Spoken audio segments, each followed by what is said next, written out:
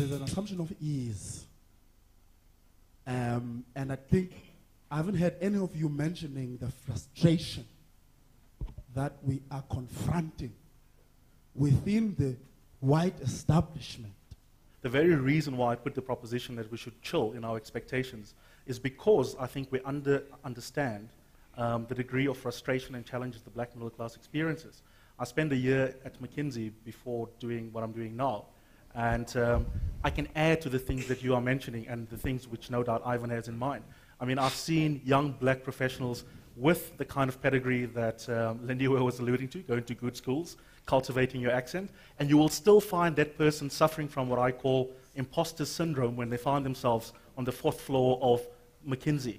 When the actual creation of these particular middle classes in America and the UK was actually immoral in itself. You know, they were created in a certain way, they were favoritist, they were racist. Do you see a moral middle class project? Remittances is a big part of the South African system. People shop through Woolworths for their relatives, and as long as they can get deliveries there.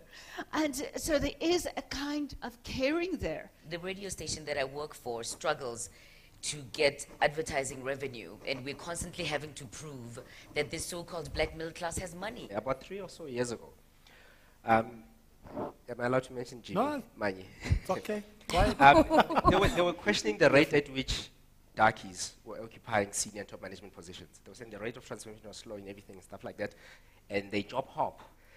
There was more job hopping amongst the non-whites, amongst the whites than there was amongst black diamonds and darkies. In the event that those darkies were leaving, those companies, it was because of a number of things.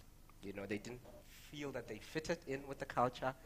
They had to do more to justify their places there, and then the pressure was unduly put onto them because everybody was watching them. There were a whole host of reasons. Marketers, advertisers who were making buying decisions in terms of targeting this group didn't have an understanding. They were making decisions based on what they thought they knew and what somebody somewhere had told them. COPE is advocating for people to vote for their own president, rather than voting for a party, but to say, look, we vote for this particular person to be the president. All right?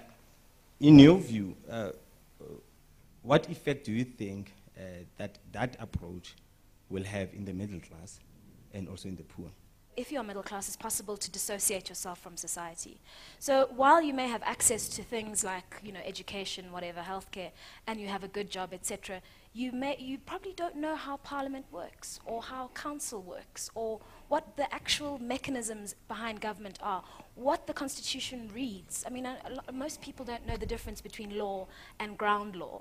I mean, and people sort of tend to roll their eyes and say, I don't really understand politics, as though it's a fun aside. Let's face it, a lot of the reason why those of us who are political animals participate in these things are often not just because we think there's some, although politicians will claim otherwise, because we have some sort of overarching moral duty, but really because we get an orgasmic kick out of being political animals in the way in which people get a kick out of being apathetic, apolitical creatures.